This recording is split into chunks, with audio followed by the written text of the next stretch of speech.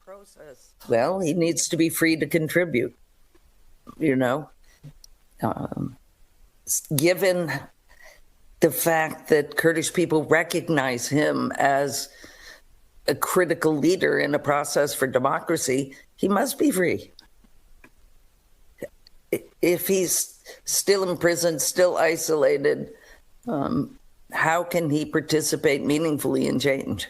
If his freedom also is part of a process that I was, briefly describing, where other political entities and civil society are part of the process.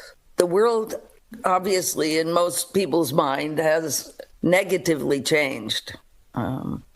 The poles of power are shifting, and we need to be involved to be able to shift them in a way that recognizes the people of these countries. A country is not just its so-called political leader. It is the hopes and aspirations of the people who live in the country.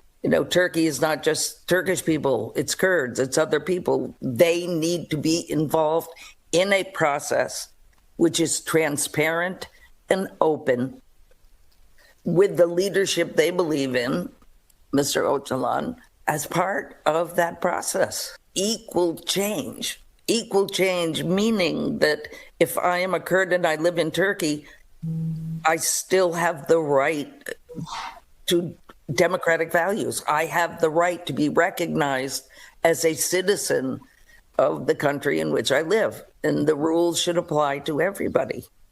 Well, I'd like to hear him describe his process of change. It'd be like Mandela, his process of change. Mandela started out as an armed opposition to the South African government. He spent years on Robben Island. The only way to create systems of peace and prosperity is through dialogue. It is not through war.